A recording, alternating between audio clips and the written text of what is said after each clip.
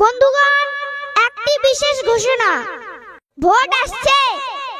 আপনারা কেউ মারামারি করবেন না, কাটাকাটি করবেন না, হানাহানি করবেন না। এর ফলে কারো মা হারাবেন, কারোর বোন হারাবেন, কারোর সন্তান হারাবেন, কারোর দিদি হারাবেন।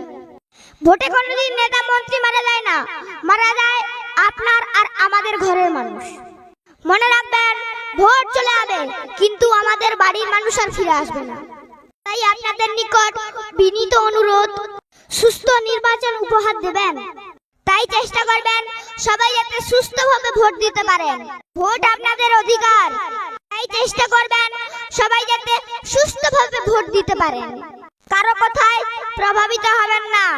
আপনার অধিকার আপনি নিজের মতো করেই প্রয়োগ করার চেষ্টা করবেন।